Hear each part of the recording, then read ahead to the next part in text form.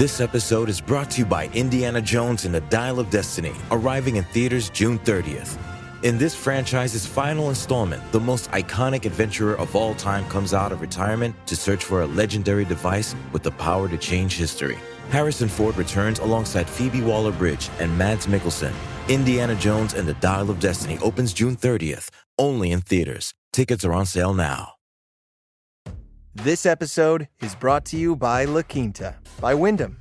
Wherever your work takes you, you know it's going to be a good time because you're staying at La Quinta by Wyndham. They have free breakfast, fully equipped gyms, and free high-speed Wi-Fi to help you take care of any last-minute business or help keep you in the know on all things sports. Tonight, La Quinta. Tomorrow, you triumph. Book your stay today at lq.com.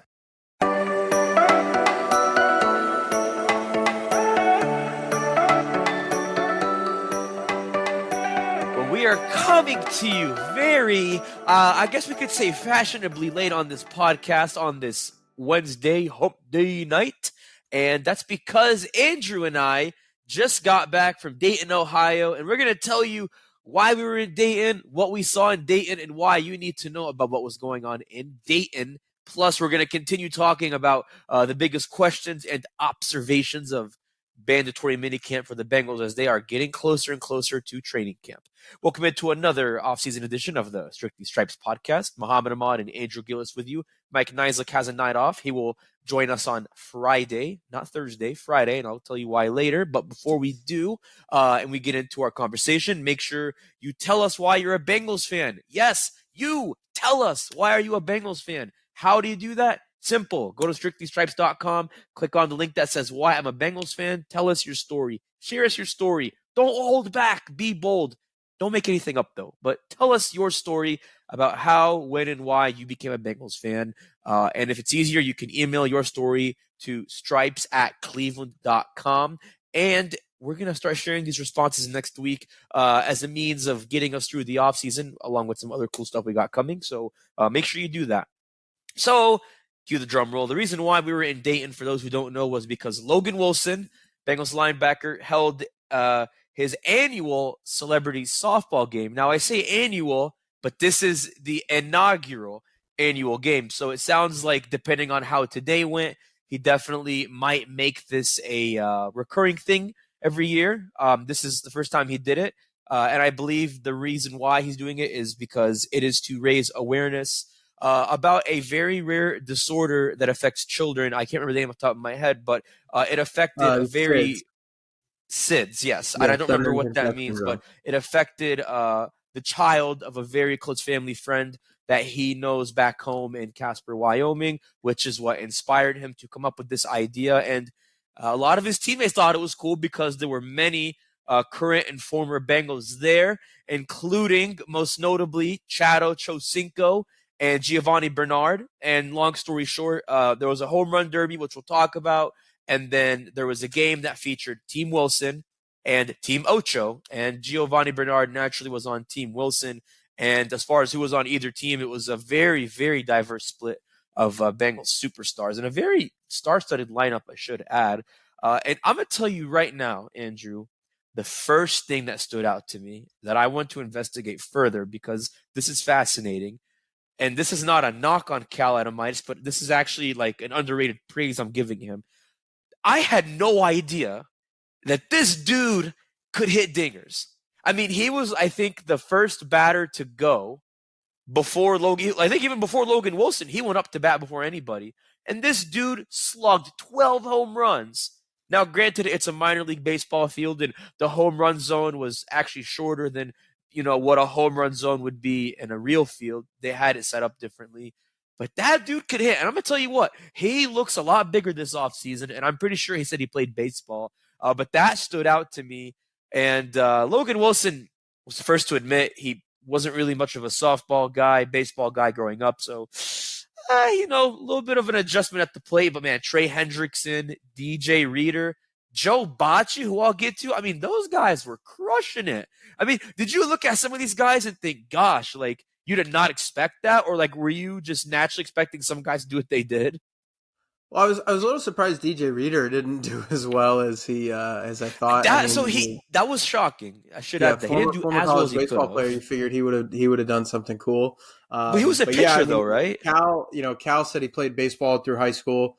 He had a nice little swing, but I think Joe Bachie was the one who he was obviously the one who won that home run derby, and it was funny to see because it felt like he was just like muscling the ball over. His swing was a little choppier than Cal's. Cal was a little bit smoother, but Bocce he was just swinging as hard as he could. It looked like it. I mean, he was roping that thing. It was. I mean, I think he hit like one. I thought he hit like one real one, like which Bocce? Yeah, I thought he hit a real home run. Which would have been like 300 and something plus feet, which on a softball, for slow pitch is insane. But I mean, it was a fun event. Obviously you mentioned, it was cool that Logan Wilson was able to kind of put that on and, raise awareness and raise some money for SIDS and kind of talk about, what that meant to him. And, it was cool to see a lot of people out there. Gio Bernard still has a lot of, huge fans in the area. So it was a really fun night. It's no surprise, obviously, that, Giovanni Bernard, from the time he was in Cincinnati, like, wow, over a decade ago, up until he obviously left in 2020 before he finished out his career with Tampa Bay for the last 2 years. It's no secret or shocker that he's a fan favorite, but it only confirmed it. Every time, every time he went up to the plate and you just heard the roaring crowd. I mean, you can go to my Twitter page and see the videos of this, but, he was such a fan favorite. And obviously, Chad Ochocinco, he did not participate in the home run derby.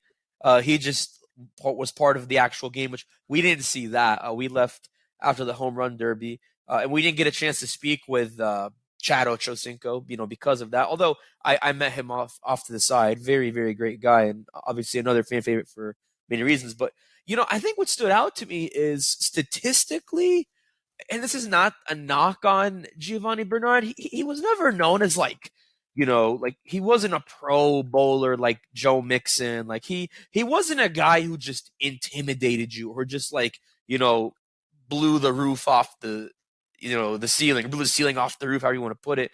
But, it's just, he was very dependable. Like even when he played behind Joe Mixon his last couple of years, when he played with Jeremy Hill, you just saw the impact he made. And I think a lot of people remember that, and it stuck with them. And, his numbers are still pretty notable. I mean, he never had 1,000-yard rushing season because he was never the lead guy, but, he was averaging a good, 3-4 touchdowns a year.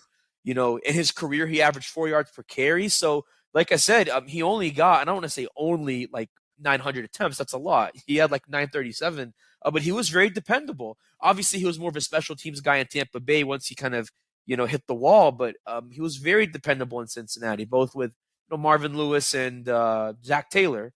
He's one of only a few players who played in both systems. And so I feel like if Mike was on here and if we did some research, it'd be worth ranking. Like, where does Giovanni Bernard rank as like, one of the all-time Bengals in the last 25 years, or like, one of the all-time Bengals since the 21st century.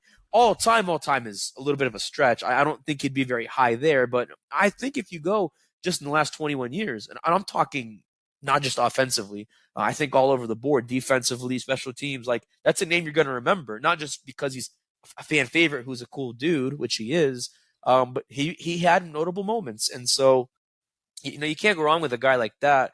I mean, Ocho, that's not up for debate. I mean, Chad Ochocinco is one of the greatest NFL players at his position. Whether he gets into the Hall of Fame or not is another debate, but we're not debating whether he's one of the best of all time in Cincinnati. That's speaking for itself. But yeah, I was shocked with Joe Bachie. Again, because I did not know much about the guy. I mean, shame on us when you're dealing with guys who are backups, who wants to play special teams. Maybe they get slept on. And I definitely slept on Joe Bachie today. But, one other thing about the game, and it might be cliche, but tell me what you think of this. So, Dax Hill and Trenton Irwin talked.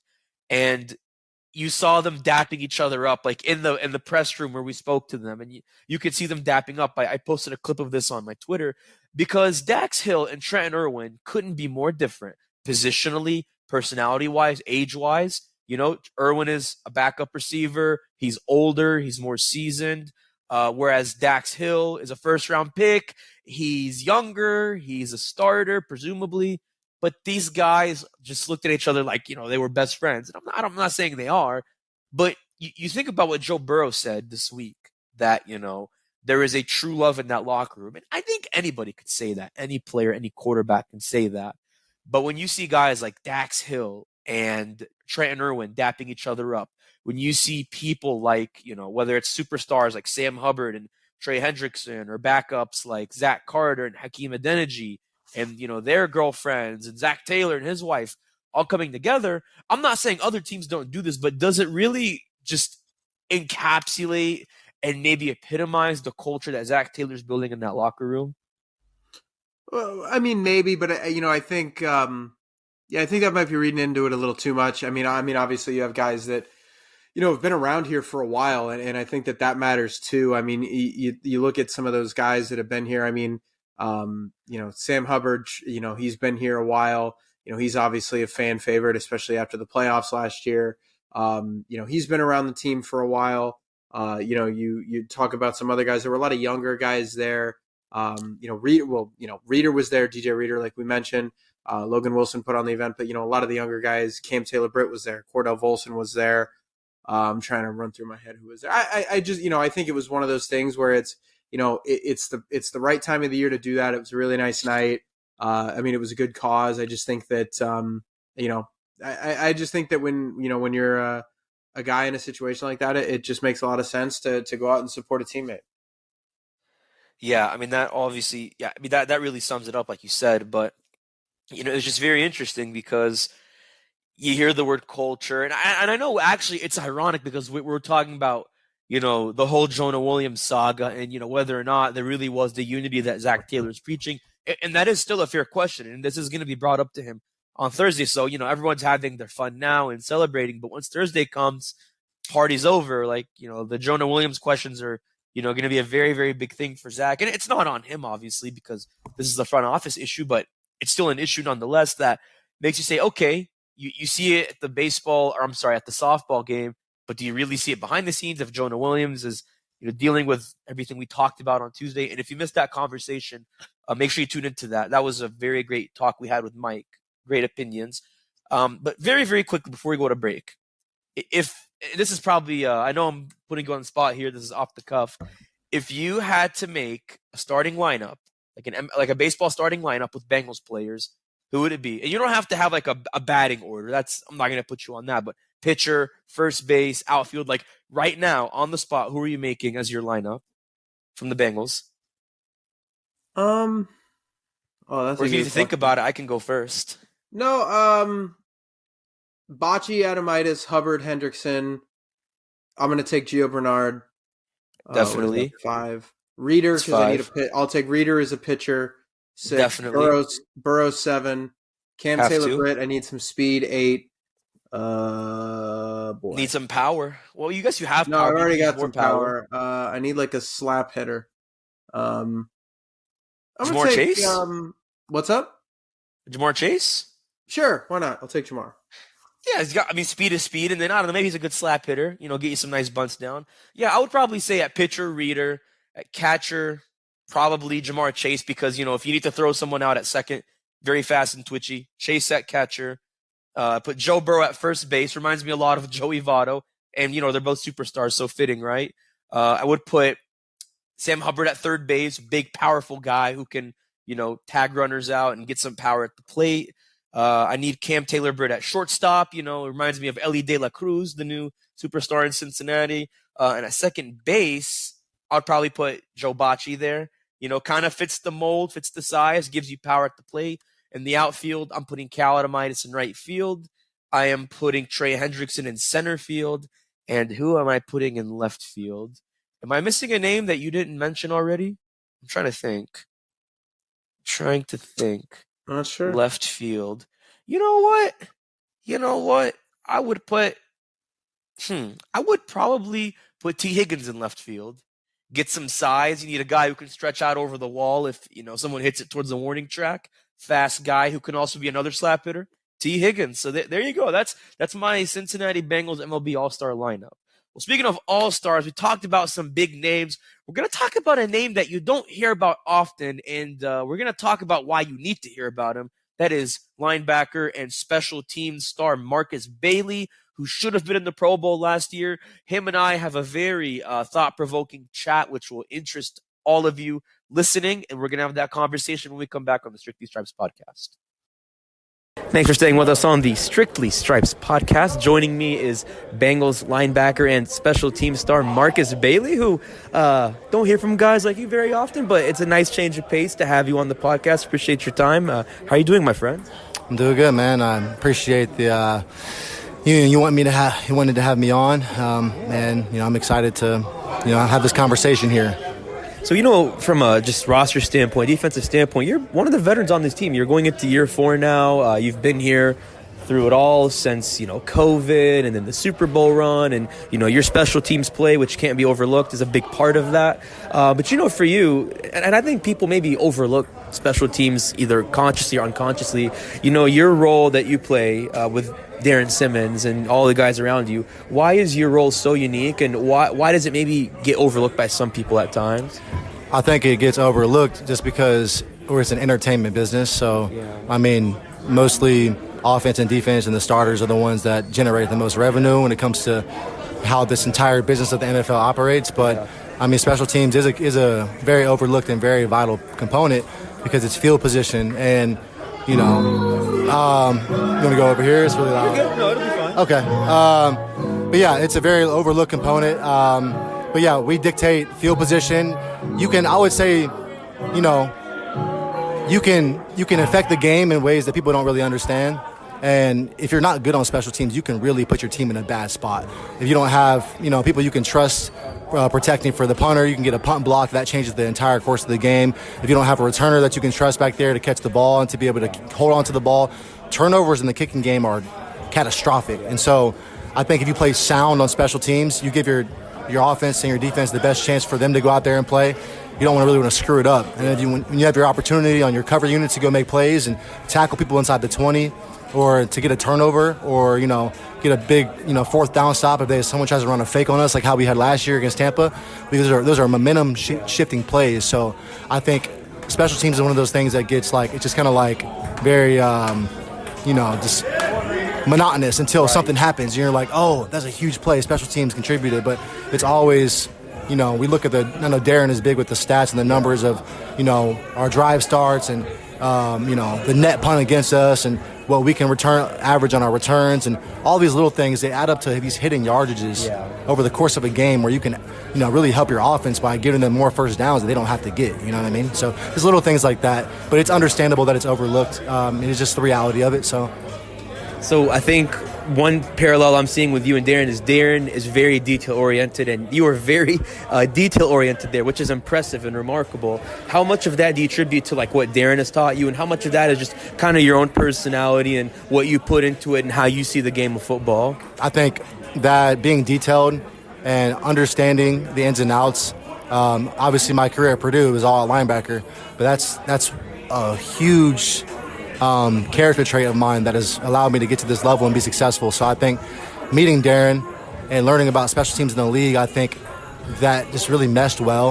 And so it allows me to see things where he's coming from a coach's perspective, especially now after being with him for a few years now. So I know what he's thinking from a strategy standpoint when it comes to special teams, and just me as who I am as a person and as a player, as an athlete,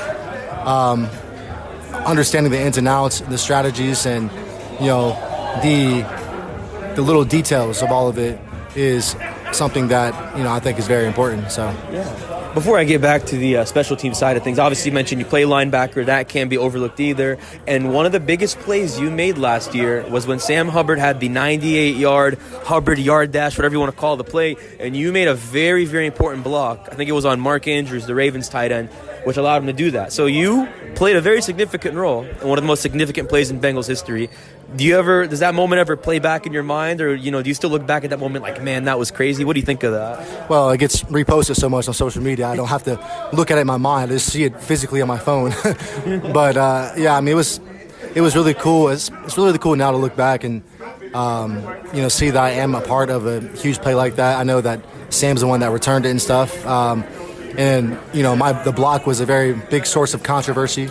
Was it a block in the back? Was it not? And for the record, I blocked it from the side first. But right. Fair enough. But everyone is very subjective. But I'm glad they didn't call it. I'm glad that I was able to play a big part of that play, and it was I think that's what allowed us to win the game. So you just never know when your number's going to be called and when you're going to be in a position where you have to be able to do something to help. And something seemingly so insignificant, you look back like, if I didn't do that, then he would have tackled him, and who knows what could have happened then. Yeah. So yeah, I mean, I remember being in the moment. I'm just thinking, just do whatever I can to not let him tackle Sam, and thankfully was able to work out in our favor. So. Very last question of this, I think, really insightful and mind-provoking, thought-provoking interview is with special teams. Going back to that, obviously it's kind of a new chapter for you guys. Could have a new punter with Brad. Evan is going into year 3. Cal is the new long snapper, so a little change there. What is a different outlook just beyond positional groups? Like, what is kind of the outlook that you guys have going into next year that's different from last year? I think the beginning of last year, Cal got thrown into the fire, and then Drew got thrown into the fire with, Kevin, kind of the transition period there. So I think there was some maybe growing pains, just inherent to, youth. But I think we have a veteran group, Mike, Akeem, Bachie, Keandre. We have guys that have been here for a few years in the system. We know what the expectations are. We know what Darren wants from us.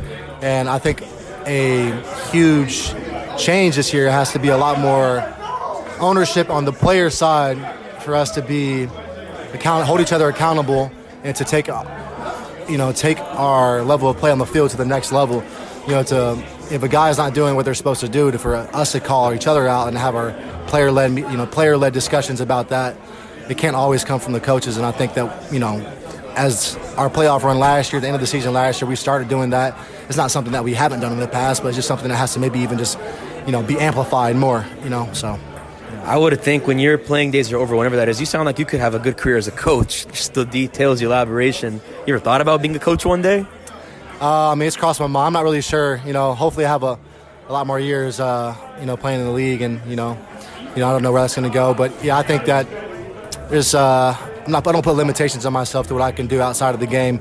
This has gotten me to where I am now, to a position where I'm, 26. I'm, relatively in a good spot, but hopefully I can get a lot more out of this, and then whatever I decide to transition to, I think that due to my character traits and who I am as a person and the things I'll learn throughout the rest of my career, that I'll be successful in any endeavor I decide to pursue. So. That's Bengals linebacker and special teamer Markus Bailey with a very nice interview. I think one of the most insightful I've had in a while, so I really appreciate your time, Markus. Thank you.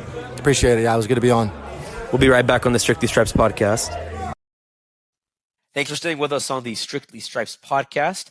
Even though football season is, I guess technically training camp is a month and a half away, 2 months away from talking the preseason, talking a lot of baseball and somehow relating it to the Bengals because, the Bengals are playing softball. And, that just makes sense. And we put together our own little all-star lineups. And we heard from Markus Bailey, who I think is another all-star who got snubbed in the Pro Bowl voting last year. And before we continue our conversation, looking ahead to the end of mandatory minicamp and the offseason, make sure you sign up for our Strictly Stripes newsletter. Go to cleveland.com/newsletters. It's free, and it's in your inbox every morning. Very easy to sign up. Make sure, and did I say make sure that you sign up for Cincinnati Football Insider, the best, most awesome supercalifragilisticexpialidocious subtext service. Why is it supercalifragilisticexpialidocious? Andrew, tell them why it's all those syllables I just laid out. Yeah, you can join now and kind of hear everything with that our thoughts about OTAs, our thoughts about kind of what guys are saying in the locker room, what we're seeing on the field. everything that you really need to know is going to get sent right to your phone. And I think that that's always a good way to start. You don't have to worry about scrolling through Twitter, scrolling through any of your favorite news sites, trying to figure out, what's going on with your favorite team. You get it sent right to your phone. It's the easiest thing in the world to do. Very easy to sign up, very easy to quit. It's, but it's a, like I said before, I've said it a lot. Skip the line on everything and get it sent right to you. And, hear our thoughts, hear the news on the Cincinnati Bengals. And it's very easy to sign up. Go to cleveland.com/Bengals and make sure you sign up. It is very easy. You can also text this number and text your name to this number to sign up. It's 513-949-4147. Just to wrap up here, Andrew, a nice long podcast here on a very hectic but amazing Wednesday night. So I know we're beating on a dead horse when we say this, because I think, me, you, and Mike agreed on this yesterday. Not too much to observe or take away from, these 7-on-7s and these 11-on-11s that, we've been watching since Tuesday. But I think there's a few, you want to call them notebook observations, you could call it that, but I think there's a few things that really stood out to me that have some pretty strong weight to it that I think will make for, interesting points in training camp. The first thing is, and I mentioned this yesterday, but I want to follow up on this and explain where I'm coming from. I mentioned Brad Robbins had a leg. I'm not just going to keep saying he has a leg. I'm going to say that he has a strong leg, and a strong leg that, I'm going to be totally honest with you, this is not a knock on Drew Chrisman, who I think is very worthy of being an NFL punter at the same time. Brad Robbins, if he keeps playing the way he's playing, he is going to run away with that job. That punter job is his to lose, because he actually had one punt that almost hit our good friend Mike Petraglia, who should have caught it. I roasted him on Twitter for that. But he, from the opposite sideline to where we were in the stands on the other sideline, Robbins just booted that thing, and it hung in the air forever. So if you're Darren Simmons, it's a dream. And if you're an opposing punt returner, it's a nightmare. And, as Darren Simmons likes to say, he likes to have that fear of God returner, but I think any fear of God returner is going to feel the other way around when Brad Robbins launches his fury next year. I think at this point, unless Drew Chrisman does something we haven't seen up to this point, it's his. And I also believe, and again, this is maybe a slight stretch. Hear me out on this and chime in if you disagree, Andrew. I think, and I really believe, Charlie Jones is going to run away with the punt returner job next year. What happens to Trent Taylor, I don't know. Maybe there's a path for him to make the team as a backup receiver, or unfortunately for him, he doesn't make the team, either gets waived or makes practice squad. But, Charlie Jones, even with Brad Robbins punting, by the way, I get it. It's practice. It's non-contact, mostly non-contact. It really seemed like Charlie Jones just gets the ball in space, knows how to see the open route, the open seam, had good blocking, which is a testament to, the special teams blocking that maybe has improved, from last year. I really think it's Charlie Jones' job to lose. And on top of that, T. Higgins is looking like somebody who needs to get extended. Why do I say this? Well, we've all known he needs to get extended, but he really, really needs to get extended. With the acrobatic catches, especially in the 7-on-7s he made, I think any NFL team is looking at that and saying, if the Bengals don't extend this guy, he's going to be mine. So other teams are watching, and they're watching them very well. So those are my biggest takeaways. Do you concur or disagree with any of that? And what else stood out to you? Well, one of the things that I've kind of noticed over these last, I guess, 2 days, first off, I think just for, it bears repeating again. This is kind of something that we've kind of joked about in the stands. I was sitting next to Mike today, and I was kind of we were laughing that whenever something happened, there were a couple writers saying, "Oh, there's our lead. There's our lead for our notebook story." Another writer, Paul Daner, said that he says he's written just about every way possible in terms of phrasing light practice. So, there's not a ton going on. It is really kind of difficult to get a judge on anything. Not that you could really do that in if this were a full speed mini camp or anything like that. It's just hard to say with certainty, any kind of definitive takes. But, so one of the things I have noticed though, is that I think Chidobe Awuzie looks really good. I know we both kind of tweeted out videos over the last 2 days Yes, of him good point. working off to the side. We'll see what training camp is going to bring. Training camp is in like 5 weeks now, give or take. So I'm curious to see what his limitations are, if any, going into camp. I mean, he tore his ACL on Halloween, and he had a surgery a couple of weeks later. That's not exactly the timeline that you would like to have coming off major knee surgery like that. But he looks pretty good, and I think that if you can get him back, even if you have to kind of ease him into a season, I think that's a good place to be. Just because when you go down with an ACL injury past September, you're going to have questions about the following year. So, having him, kind of look as good as he does, I think he looks sharp. He's making really good cuts. I think they even used him for a little bit today as like a scout team runner. When they were just kind of running through some drills. So, I mean, he can move, and he can go left and right, and he looks pretty good. So I think that's pretty good news for the Bengals. Yeah, I honestly think he's going to be ready for training camp. We haven't actually talked to him yet, and we'll probably get one more chance to talk to him tomorrow, Thursday, which will be the last time we see these guys before training camp. But he looks like a man who, if he keeps doing his rehab, doing what he's doing, he will be ready. And again, I'm presuming here, this is not a declaration. I would think he'll be ready for training camp, which will make him even more ready for week 1, which will put a smile on Lou Anarumo's face and Zach Taylor. I do want to also mention 2 sides of this as well, and this is speaking of injuries. Jonah Williams moved pretty well today too. Obviously, he wasn't participating with the offense and his positional group, but moved very well, looked pretty good. And he said he's going to be ready for training camp, so that I think already speaks for itself. But I do have, this is not a concern that is dire, but although La'el Collins was outside, he has not moved much. Like, there was only one resistance band drill he's done the last 2 days with Cheeto and Jonah. Other than that, he has not moved much. So unless he makes more progress, in the next 5 weeks, he doesn't look like he's going to be ready for training camp. I know we talked to him a few weeks ago, and he made it sound like he was going to get there. But, I mean, his injury was what? It was Christmas Eve, so almost exactly 2 months after Cheeto tore his ACL. And it's the same injury, torn ACL/MCL, or I think it was both. Nonetheless, it was one of those ligaments. And I think if we're following the same timeline, I don't think he'll be ready.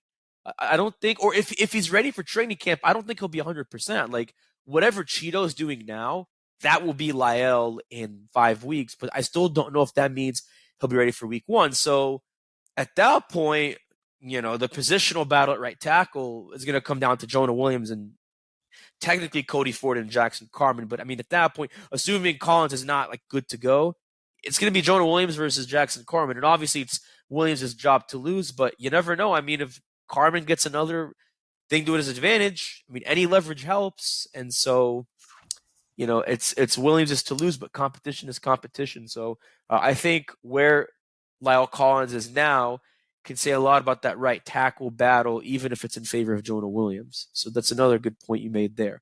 We're going to wrap things up Friday to talk about mandatory minicamp, but tomorrow we have a very special podcast. It's about Joe Burrow because Thursdays are Joe Burrow Day. We're going to talk about Joe Burrow off the field. We've talked about him as a leader. Now we're going to talk about him as a businessman, as an entrepreneur, as a hustler, because when you're Joe Burrow, that name carries a lot of weight. We're going to talk about that and much more with several experts who join me tomorrow. But once again, for myself and Andrew, I'm Mohammad Ahmad. See you Thursday.